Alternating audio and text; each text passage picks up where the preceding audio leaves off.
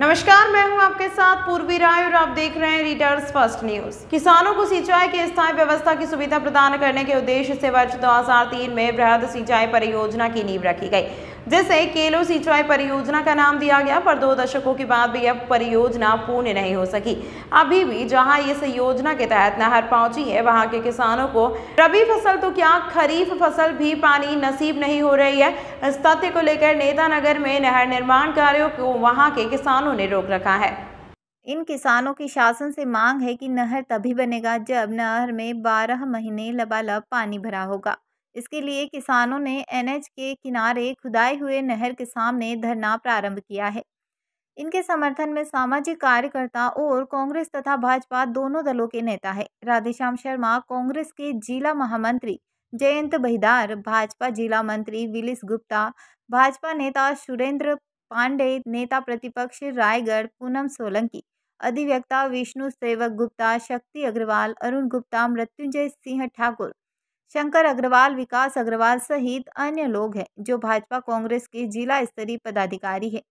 किसानों में जगन्नाथ प्रधान, संजय कुमार, सनत कुमार, अमृत सिंह, मंगलदास, महावीर प्रधान, लाल साहेब, दर्शन सिंह, लल्लू सिंह, धन सिंह सहित अन्य दर्जनों किसान मौजूद रहे। प्राप्त जानकारी के अनुसार जब नहर निर्माण का प्राक्कलन प्रस्तुत किया गया था, उस समय नहर के रास्ते में कोई मकान नहीं आ रहा था। वर्तमान प्राक्कलन में 4 मकान प्रभावित होंगे, जिन्हें तोड़ना पड़ेगा। ऐसा इसीलिए हुआ क्योंकि संबंधित विभाग ने नहर की दिशा बदल दी है। उपस्थित लोगों से बातचीत में यह तथ्य सामने आया है कि वृहद सिंचाई योजना को अब लघु सिंचाई योजना किया गया है। केलो नदी पर बने डैम की ऊंचाई को कम कर दिया गया है। ऐसा डैम के किनारे स्थित अंजनी स्टील फैक्ट्री को डूबने से बचाने के लिए किया गया है। 2013 से इस नहर निर्माण कार्य में तेजी दिख रही है। अब तक के नहर निर्माण कार्य से जिस नतीजे पर पहुंचा गया है, उससे यह तथ्य सामने आया है कि प्रस्तुत किए गए सिंचाई आंकड़ों को यह परियोजना कहीं भी नहीं छू रही है, जबकि नहर किसानों के लिए है। उक्त नहर का पानी कल कारखानों को मुहैया किया जा रहा है और करोड़ों रुपए उक्त पानी का टैक्स भी बकाया है, जिसे वसूलने के लिए शासन ने किसी भी प्रकार की कार्यवाही अब तक नहीं की है। अब जब नेतनगार के किसान अपने गांव में नहर निर्माण को रोकने के लिए आंदोलनरत है, तो शासन प्रशासन के नुमाइंदे अपनी ताकत दिखा रहे हैं। बहरहाल नेतनगार के किसान आर पार की लड़ाई के मूड में हैं और ये किसी भी कीमत पर नहर निर्माण को नहीं होने देने के लिए अटल है।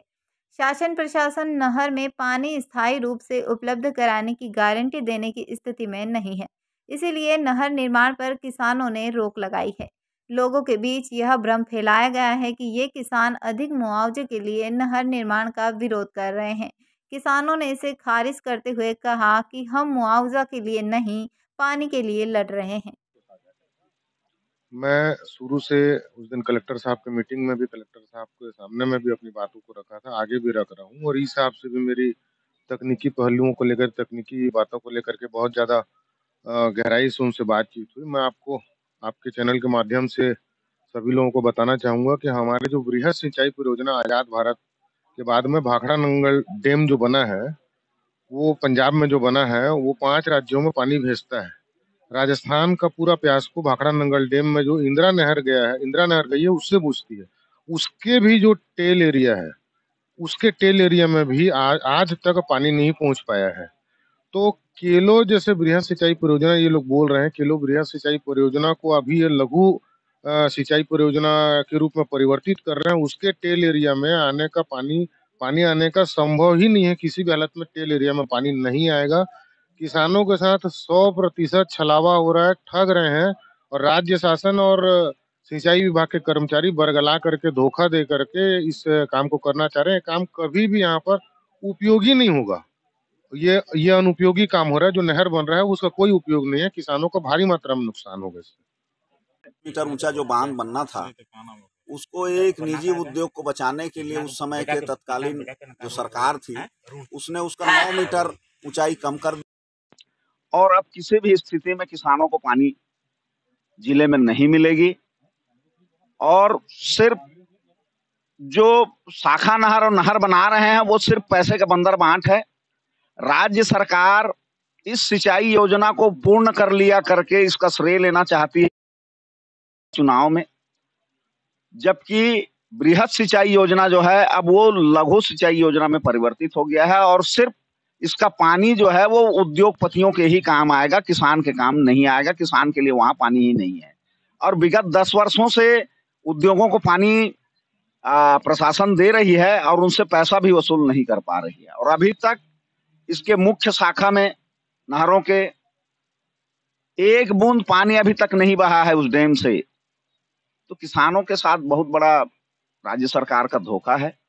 भूपेश बघेल जी स्थानीय विधायक मंत्री जो हैं, इसका अनुचित लाभ लेना चाह रहे हैं और किसान लोग को गुमराह कर रहे हैं। शासन प्रशासन जो है पुलिस के दबाव में बलपूर्वक काम करना चाहती है, जिसका नेतनागर गांव के जो हमारे क्रांतिकारी किसान भाई बहन हैं वो लोग मजबूती से इसका विरोध कर रहे हैं और अभी तक शासन को खदेड़े हैं और भविष्य में भी इनकी आंदोलन ऐसे ही चलता रहेगा। इनको समर्थन बहुत सारे जन संगठन दे रहे हैं और ये लड़ाई तभी थमेगी जब केलो बृहद सिंचाई योजना के लिए बांध की ऊंचाई 24 मीटर होगी और रबी और खरीफ फसल में पूरे जिले के किसानों को पानी मिलेगा, तब तक ये लड़ाई चलेगी। हमारा जो भूमि जिसमें नहर जा रहा है वो ऑलरेडी सिंचित भूमि है।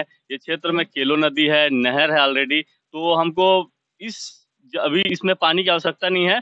पुनः सर्वे करे सरकार, उधर से पानी लेके जा सकती है, मतलब जिस साइड असिंचित भूमि है। और सरकार एक आरोप लगा रही है कि किसान मुआवजा मांग रहे हैं 4 गुना जो नए दर से। मुआवजा के लिए स्पष्ट कर देना चाहता हूँ, कोई किसान मुआवजा नहीं मांग रहा है। सरकार पानी की गारंटी दे दे, हम भूमि देने को तैयार हैं।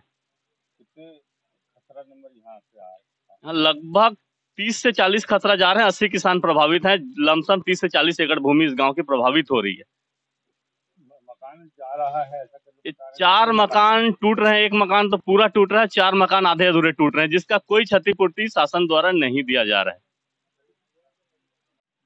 नेतनागर में चल रहे किसानों के हड़ताल के बारे में मंतव्य साझा करें। ये नेतनागर की ये जो जनता है, ये जिस आंदोलन में बैठी है उसमें हमारा पूर्ण समर्थन देने के लिए आज हम यहाँ उपस्थित हुए हैं। निश्चित रूप से यहाँ की जनता जानती है कि उनके लिए क्या सही है क्या गलत है, और वो जो भी निर्णय लेगी उसमें हम उनके साथ खड़े रहेंगे।